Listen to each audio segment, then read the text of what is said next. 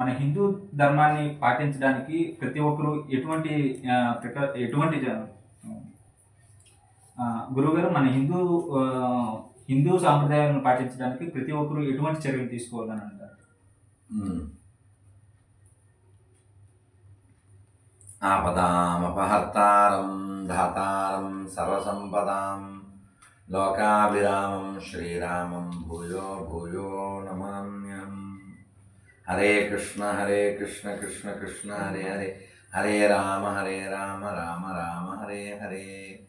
శ్రీ ఆర్సోల్డి శ్రీ సూర్యనారాయణ స్వామి భగవానికి, శ్రీ కుర్మనాథ భగవానికి, శ్రీ ముఖలింగేశ్వర స్వామికి, శ్రీ నాగావళికి, వంశధారకి, శ్రీ బలరామకృష్ణులకు, జయ జగన్నాథ బలదేవ సుభద్ర మహారాణికి, సిక్కోలు భక్త బృందకి, గోవింద జై శ్రీరామ్. జై శ్రీరామ్. ధర్మము ధారైతే ఇది ధర్మ అంటే అది మన చేత ఆచరింపబడుతూ ఉంటే అది వృద్ధి నొందుతూ ఉంటుంది, ముందుకెళ్తూ ఉంటుంది. ఆచరించాలంటే మనకి తెలియాలిగా, అసలు ధర్మం గురించి తెలుసుకోవాలి. తెలియాలంటే వినాలి, చదవాలి. ఈ వినాలి చదవాలి అనేటువంటి వాళ్ళు బాగానే ఉంటారు, వాళ్ళకి వివరించాలి. మొన్న విమానంలో వచ్చేటప్పుడు నా పక్కన డాక్టర్ గారు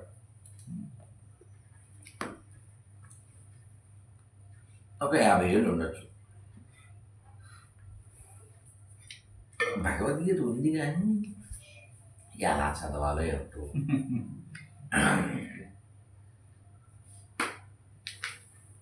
స్నానం చేయడం అవి మళ్ళీ దానికోసం అలా 50 ఏళ్ళు వచ్చేసింది. నియమాలు పాటించాలా గురువుగారు?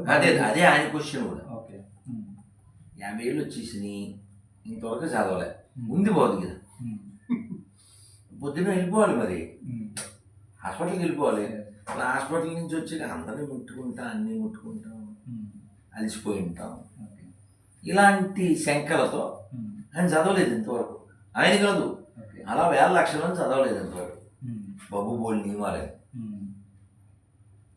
నేను చెప్పాను, నేనేమిటి గరిపాటి వారు అలా చాలామంది చెప్పారు, మీరు ఉదయం చదవగలిగితే మంచిది. అలా కుదరదు, రాత్రి పడుకునే ముందు కాలు చేతులు కడుక్కోండి, ఓ 2 శ్లోకాలు చదివేసి పడుకోండి.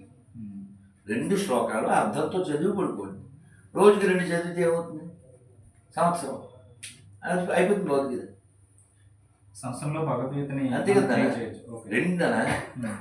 2 ఇంటూ 365 ఎన్ని? 700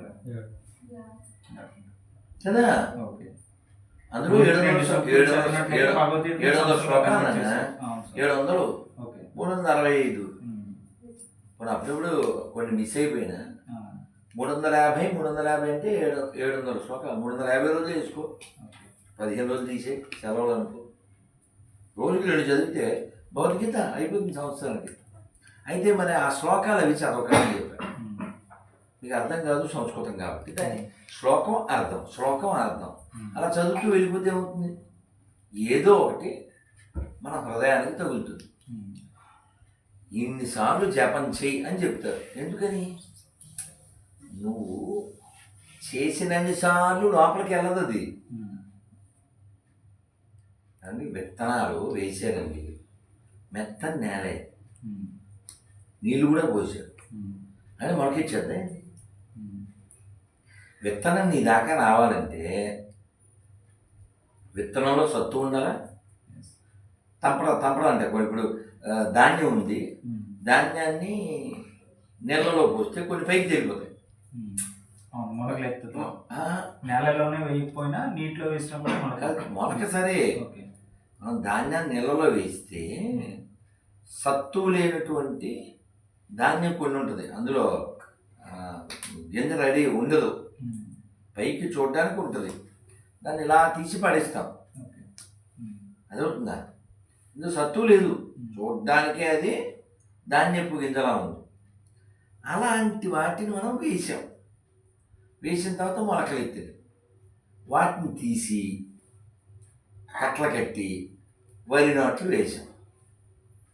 ఆ నాట్లు వేసేటప్పుడు ఎవడో తొక్కేస్తాడు, వాడే తొక్కేయచ్చు, కొండిపోయినాయి.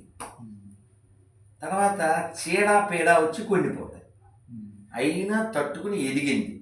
పక్షులు వచ్చి కొన్ని కొట్టేసి అయినా కొన్ని తప్పించుకుని ఎదిగినాయి.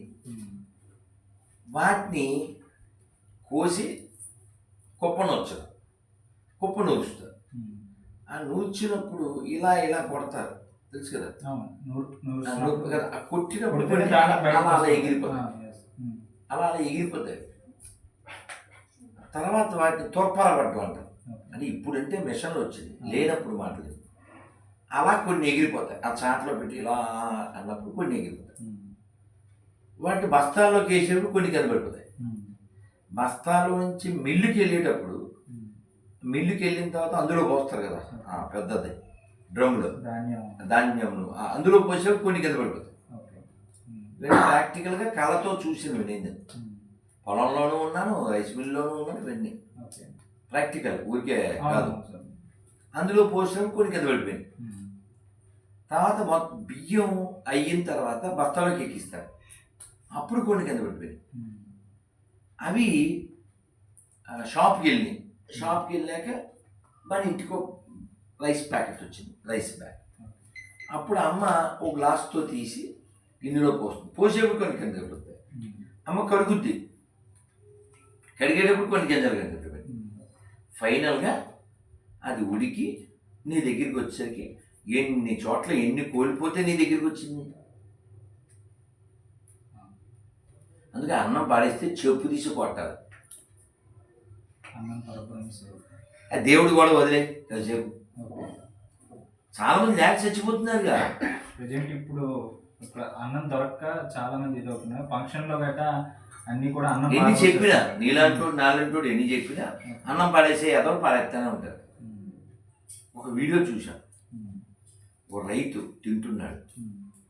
అదే అందరూ అలా కూర్చున్నారు బంతిలో. ఆ మెతుకు అక్కడ పడితే ఆ రైతు ఇలా తీశాడు, చిన్న మెతుకు, సగం మొక్క. ఎందుకని అతను తెలుసు అది ప్లేట్లో రావడానికి అన్ని జరిగితే వస్తుంది కదా. రైట్, 5 నిమిషాలు. అలా మనకి ఈ దేశంలో 100 కోట్ల మంది పైన హిందువులు ఉన్నారు అని అనుకుంటాం మనం. ఇదిగో బియ్యం ప్రాసెస్ చెప్పినా ప్లేట్లోకి రావడానికి ఎన్నిసార్లు మిస్ అయిపోతూ వచ్చింది. అలాగే ధర్మం తెలిసిన వాళ్ళు కొంతమంది, అందులో పాటించేవాళ్ళు కొంతమంది. కాబట్టి తెలియడం ఒక ఎత్తు, పాటించడం ఒక ఎత్తు, పరిపూర్ణత సాధించడం ఇంకో ఎత్తు. అవి చిన్న విషయం. ఇప్పుడు భగవద్గీత ప్రతిరోజు చదివితే